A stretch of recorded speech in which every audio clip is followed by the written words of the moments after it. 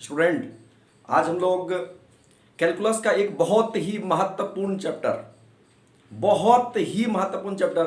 Differentiability का चर्चा करेंगे। ठीक है, डिफरेंशियबिलिटी के बारे में जानेंगे कि डिफरेंशियबिलिटी क्या है और कौन सा फंक्शन डिफरेंशिएबल होता है और कौन फंक्शन डिफरेंशिएबल नहीं होता है। स्टूडेंट, यदि आप कैलकुलस का महत्व समझते होंगे तो आप डिफरेंशियबिलिटी और डिफरेंशिएबल फंक्शन को डिनाई नहीं कर सकते हैं। ठीक है, आपको जानकारी होना चाहिए कि 12th में कैलकुलस 44 मार्क का पूछा जाता है और 44 मार्क जो मैथ कैरी करता है तो उसके अहमियत को आप समझ सकते हैं। और पूरा कैलकुलस में डिफरेंशिएशन और डिफरेंशियबिलिटी का जो महत्व है वो कहीं से कम आंका नहीं जा सकता है। इस वीडियो के यदि आप शुरू से लेकर के अंतिम तक देखते हैं तो पूरा डिफरेंशियबिलिटी आपका क्लियर हो जाएगा, कहीं से कोई डाउट नहीं रहेगा।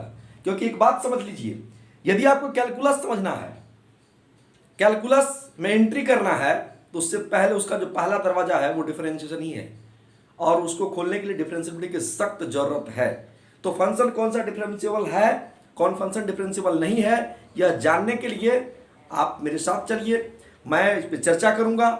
मैं देखता हूं कि कौन सा फंक्शन डिफरेंशिएबल हो सकता है और कौन नहीं। क्योंकि जब तक आपको यह पता नहीं होगा कि कौन फंक्शन डिफरेंशिएबल है, कौन फंक्शन डिफरेंशिएबल नहीं है, आप स्टूडेंट आगे कुछ नहीं कर सकते हैं। आपको पता ही नहीं चलेगा कि किसका डिफरेंशिएशन होना है, किसका नहीं होना है। ठीक है, इसीलिए सबसे पहले और जरूरी बात यह है कि हम लोग को यह पता करना पड़ेगा, यह जानना पड़ेगा कि कैसे हम जाने, कैसे टेस्ट करें कि कौन सा फंक्शन डिफरेंशिएबल है और कौन सा फंक्शन डिफरेंशिएबल नहीं है। स्टूडेंट, सबसे पहले जब भी हम लोग डिफरेंशिएशन की बात करते हैं और डिफरेंशियबिलिटी की बात करते हैं, वहां एक चीज आता है, ठीक है, कि फर्स्ट प्रिंसिपल, सेकंड प्रिंसिपल, इस तरह की बातें हैं। तो इसको स्टार्ट करने के पहले हम आपको दो चीज बताऊंगा। स्टूडेंट, ये है डेल एक्स और एक आता है डी एक्स। इस दोनों में आपको अंतर समझना पड़ेगा थोड़ा सा। ठीक है, उसके बाद हम आगे बढ़ेंगे। तो ये जो डेल एक्स है ये स्मॉल क्वांटिटी के लिए यूज किया जाता है लगभग।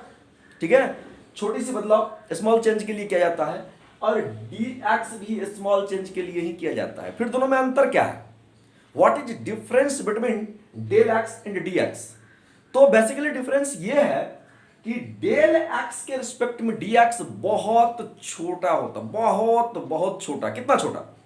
आधा नहीं, 1/4 नहीं, बहुत छोटा। बहुत छोटा मतलब कितना?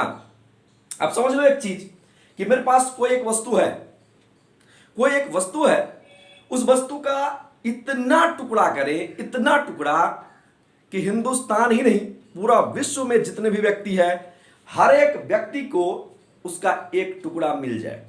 तो इससे आप अंदाजा लगा सकते हैं, यदि मान लीजिए कि ये डेल एक्स कोई एक वस्तु है और इस वस्तु को हमको इतना टुकड़ा करना है, इतना टुकड़ा करना है कि पूरा दुनिया के हर एक आदमी को एक टुकड़ा मिले, तो आप अंदाजा लगा लीजिए कि लगभग जीरो,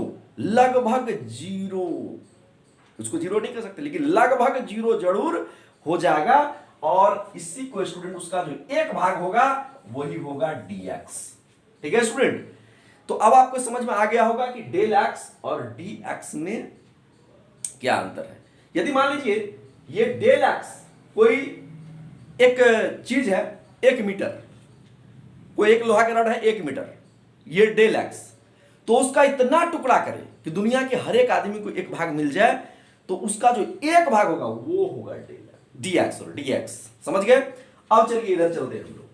हम क्या करते हैं, let F X Y equal F X, Y equal F X, इसको हम मान लेते हैं इक्वेशन 1। ठीक है स्टूडेंट, अब हम स्मॉल चेंज करेंगे। स्मॉल चेंज क्या होगा? y plus del Y minus F x plus del x. ठीक है स्टूडेंट, ये हुआ, इसको हम मान लेंगे इक्वेशन 2। ठीक है स्टूडेंट, अब जस्ट देखिए, ये फर्स्ट इक्वेशन, ये सेकंड इक्वेशन। आप हमेशा के लिए ये चीज दिमाग में नोट कर लीजिए, जो पैटर्न मैं आपको बता रहा हूं बस इसी पैटर्न पर चलना है, आगे बढ़ना है। आपके सारे सवाल, आपके सारे प्रश्न का उत्तर आपको मिल जाएगा। देखिए जरा सा, ये इक्वेशन 2 माइनस 1 करेंगे स्टूडेंट, क्या हो जाएगा y plus del Y minus Y, और ये हो जाएगा आगे F x plus del x minus F X. ठीक है स्टूडेंट, अब क्या है, ये y y कैंसिल, ये del y equal F x plus del x minus F X. ठीक है, हम क्या करते हैं, दोनों तरफ डेल एक्स से डिवाइड करते हैं। ठीक है, दोनों तरफ हमने क्या किया, डेल एक्स से डिवाइड कर दिया। अब टेकिंग लिमिट बोथ साइड, हम दोनों तरफ अब लिमिट का यूज करेंगे। ठीक है student, taking limit both side, क्या हो जाएगा, limit del x tends to 0 del Y by del x. ठीक है, ये हो जाएगा आपका limit del x tends to 0 F x plus del x minus F X by del x. Student, यहां एक चीज समझने की बात है। ठीक है, यहां एक चीज समझने की बात है, मैंने अभी तुरंत आपको समझाया यहां पर कि डेल एक्स और डी एक्स में क्या अंतर है। डेल एक्स कोई एक वस्तु है, उसका कई अरब खरब भाग जो होगा लगभग लगभग 0 के बराबर, वो होगा dx। स्टूडेंट, यहां कहता है डेल एक्स टेंस टू 0, इसका मतलब dy by del Y by del X जो है, ये आपका ये इंस्टेंटेनियस रेट ऑफ चेंज है। इसका मतलब इसको मैं इसको लिख सकता हूं dy बाय dx, इसको मैं यहां पर लिख सकता हूं, इसको इंस्टेंटेनियस रेट ऑफ चेंज को dy बाय dx। ठीक है स्टूडेंट, अब देखिए limit del x tends to 0 और F x plus del x minus F X और बटे डेल एक्स। ठीक है स्टूडेंट, अब एक चीज देखिए यहां पर, ये मेरा निकल गया फाइनल डिफरेंशिएशन, जिसे हम लोग कहते हैं ना डिफरेंशिएबिलिटी को आगे टेस्ट करेंगे, ये मेरा फाइनल निकल गया। अब इसके आगे आपको मैं बता रहा हूं, ये जो dy बाय dx है, इसको स्टूडेंट मैं लिख सकता हूं f डैश x। ठीक है, क्या लिख सकता हूं, f डैश x, तो limit del x tends to 0 F x plus del X और माइनस एफ एक्स बटे डेल एक्स। ठीक है स्टूडेंट, मैं आपके जानकारी के लिए यहां बता दूं थोड़ा सा कि dy बाय dx जो है ये f डैश x के बराबर होगा। इसको हम y1 कह सकते हैं, इसको हम y डैश भी बोल सकते हैं, और इसी को बोलते हैं फर्स्ट ऑर्डर डेरिवेटिव। क्या बोलते हैं इसको स्टूडेंट, फर्स्ट ऑर्डर डेरिवेटिव। इस चारों में से किसी का आप यूज कर सकते हो। बेसिकली हम लोग डिफरेंशिएशन का जो यूज करते हैं वो स्लोप निकालने के लिए करते हैं। ठीक है, ज्योमेट्रिकल मीनिंग, ज्योमेट्री में बहुत सारा काम करते हैं। अब एक चीज यहां पर ध्यान दीजिए आप, हमको डिफरेंशिएबिलिटी की बात करनी है। ठीक है, तो डिफरेंशिएबिलिटी की जो बात करेंगे उसका रास्ता यहीं से खुलता है। ठीक है, ये हुआ डिफरेंशियल, जो भी आप फर्स्ट प्रिंसिपल से करें या जैसा भी करें, ये प्रमुख चीज हुआ उसका। ठीक है, अब यहां से डिफरेंशिएबिलिटी की अगली बातें मैं करने के लिए जा रहा हूं। स्टूडेंट, डिफरेंशिएबिलिटी में दो चीज होता है जो आपको ध्यान रखना पड़ेगा। ठीक है, यह जानने के लिए कि कौन सा फंक्शन डिफरेंशिएबल है और कौन सा फंक्शन डिफरेंशिएबल नहीं है, तो यह जानने के लिए आपको जानना पड़ेगा कि डिफरेंशिएबिलिटी में एक LHD होता है, लेफ्ट हैंड डेरिवेटिव। ठीक है स्टूडेंट, क्या होता है स्टूडेंट, अब देखिए जरा सा, इसमें होता है लेफ्ट हैंड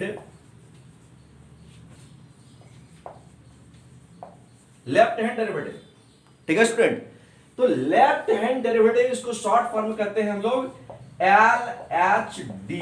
क्या होता है ये होता है आपका limit del x tends to 0, LHD equal limit del x tends to 0 F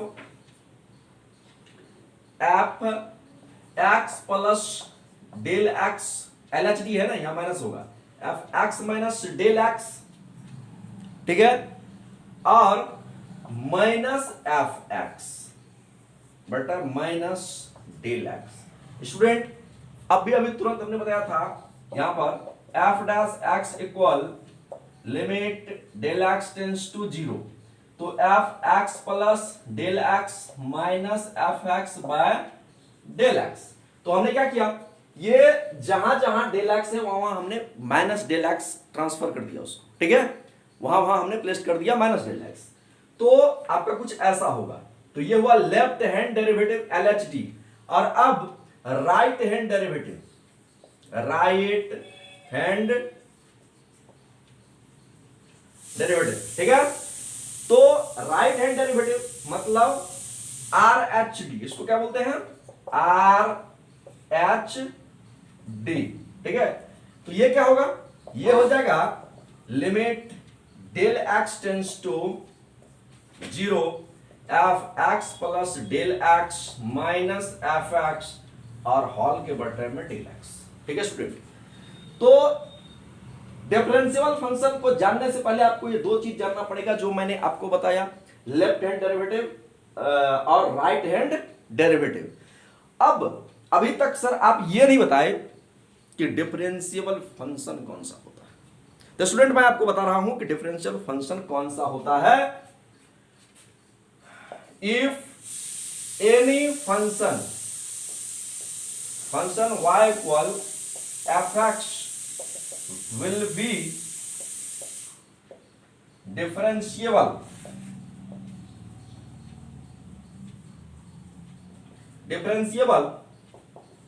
if differentiable at x equal a if LHD equal RHD, ठीक है स्टूडेंट। मतलब क्या हुआ, if any function y equal F x will be differentiable eight x equal a if LHD equal RHD। कोई भी function है, यदि हमको ये टेस्ट करना है कि ये फंक्शन डिफरेंशिएबल है या नहीं है, तो सबसे पहले हम LHD और RHD निकालेंगे, ठीक है। तो LHD और RHD निकाले, यदि दोनों इक्वल हो गया इसका मतलब फंक्शन डिफरेंशिएबल है, यदि वो बराबर नहीं हुआ मतलब फंक्शन डिफरेंशिएबल नहीं है। स्टूडेंट मैं आपको एक फंक्शन को करके दिखाता हूं कि क्या यह डिफरेंशिएबल है या नहीं। जैसे स्टूडेंट अक्सर स्टूडेंट बहुत सारा सवाल के लिए कंफ्यूजन में रहता है कि यह फंक्शन डिफरेंशिएबल होगा या फंक्शन डिफरेंशिएबल नहीं होगा, वो कंफ्यूजन में रहता है। यकीन के साथ मैं आपको बता रहा हूं यह सारा कंफ्यूजन दूर हो जाएगा, कोई कंफ्यूजन नहीं रहेगा कि कौन सा फंक्शन डिफरेंशिएबल है और कौन सा फंक्शन डिफरेंशिएबल नहीं है। तो मैं थोड़ा सा इसको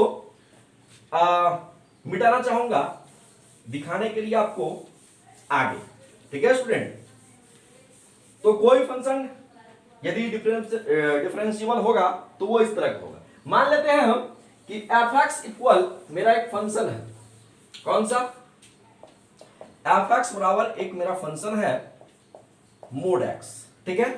अक्सर लड़का सोचते रहता है मोड एक्स है, पता नहीं डिफरेंशिएशन होगा इसका नहीं होगा क्या होगा। अरे भाई सबसे पहले तो इस बात का पता चल जाए कि फंक्शन डिफरेंशिएबल है या नहीं है, तभी तो हम डिफरेंशिएशन करने के बारे में सोचेंगे कि क्या होगा इसका डिफरेंशिएशन कि नहीं होगा। तो सबसे पहले हम ये पता लगाते हैं कि फंक्शन या मोड एक्स जो है या ग्रेटेस्ट इंटीजर फंक्शन है या कोई भी अदर फंक्शन है, पॉलिनोमियल फंक्शन है, बहुत सारा फंक्शन है, यह फंक्शन पहले डिफरेंशिएबल है भी या नहीं। तो चलिए देखते हैं थोड़ा सा आगे इसको। LHD पहले LHD निकालते हैं, लेकिन ये बात है इसको हम करें किस पर डिफरेंशिएशन इसका, ये भी बात है।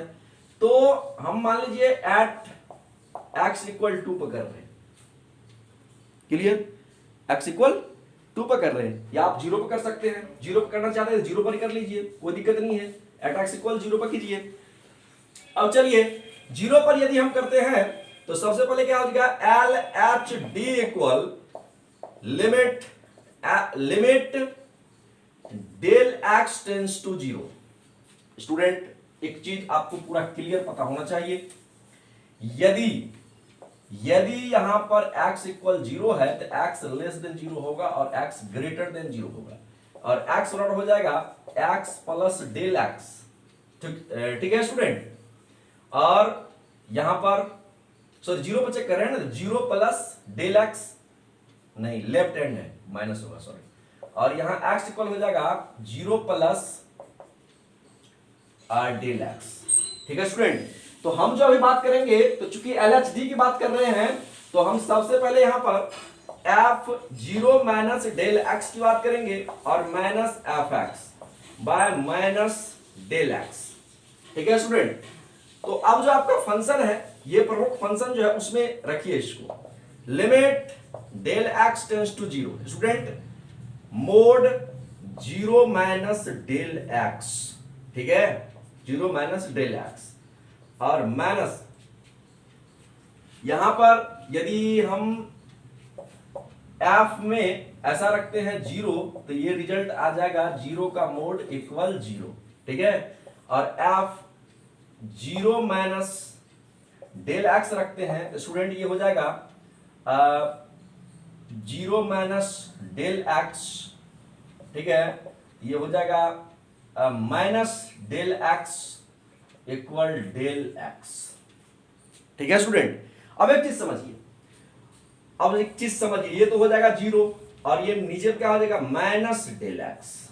ठीक है, अब समझिए क्या हो जाएगा, ये हो जाएगा आपका डेल एक्स माइनस जीरो और बाय माइनस डेल एक्स। ठीक है। आपको एक चीज पता होना चाहिए कि मॉडुलस से कोई भी चीज है, कोई भी चाहे न्यूमेरिकल वैल्यू है या वेरिएबल है, यदि वो बाहर निकलता है तो पॉजिटिव ही होता है। ठीक है। पिछले क्लास में मैं चर्चा किया था, बताया था कि कैसे पॉजिटिव होता है। ठीक है, मोड का डेफिनेशन होता है जिसके हिसाब से वो मोड में आप नेगेटिव वैल्यू डालो या पॉजिटिव वैल्यू डालो, वो हर हाल में पॉजिटिव ही रिजल्ट देता है। तो क्या हो जाएगा, ये limit del x tends to zero. Student चलते हैं थोड़ी सी और आगे। एक चीज है, ये हो जाएगा आपका limit del x tends to zero del x by del X, और माइनस है तो माइनस तो रहेगा, ये कैंसिल, यानी कि रिजल्ट हो गया आपका माइनस वन। अब स्टूडेंट हम बात करेंगे आर एच डी का। ठीक है, तो क्या हो जाएगा R H D equal limit del x tends to zero. ठीक है, तो यदि ऐसा करते हैं तो क्या हो जाएगा f zero plus del x. ठीक है, और माइनस एफ जीरो और बाय डेल एक्स। ठीक है स्टूडेंट, ये क्या हो जाएगा limit del x tends to zero और जीरो प्लस डेल एक्स का mod minus zero by del x. तो क्या हो जाएगा, ये हो जाएगा limit del x tends to zero और del x by del x. Result क्या आ गया स्टूडेंट, वन हो गया। तो आप एक चीज देखो, क्या ये LHD जो है RHD के बराबर हुआ? नहीं हुआ। यदि ये नहीं हुआ, इसका मतलब है कि यह फंक्शन कभी डिफरेंशिएबल हो ही नहीं सकता है। मोड x कभी एट x इक्वल जीरो पर डिफरेंशिएबल नहीं हो सकता है। यहां हम लिखेंगे LHD not equal RHD, hence this function is not differentiable at x equal 0। ठीक है स्टूडेंट, यह फंक्शन कभी x इक्वल 0 पर डिफरेंशिएबल हो ही नहीं सकता है। इस तरह से स्टूडेंट कोई भी क्वेश्चन है तो आप उसमें देख सकते हैं कि यह फंक्शन, जैसे हम अब नेक्स्ट क्वेश्चन लेने जा रहे हैं ग्रेटेस्ट इंटीजर फंक्शन का। ठीक है, उसमें भी आप देखेंगे कि उसको बारीकी से यदि हम करते हैं, कहीं से कुछ नहीं, एकदम बिल्कुल क्लियर। आप इस पर यदि चलते हैं, LHD को आप जान लिए, RHD को जान लिए, ठीक है, कोई दिक्कत वाली बात ही नहीं है उसके बाद। ठीक है, फिर यदि कोई दिक्कत वाली बात नहीं है तो आपका सवाल आसानी से बन जाएगा, ठीक है। और कोशिश में किया कि आपको साइड से इधर समझाने का, यहां पर रफ किए हैं। फिर भी कोई दिक्कत हुआ तो आप कमेंट में लिख सकते हैं, आपके प्रश्न का उत्तर आपको मिल जाएगा। धन्यवाद।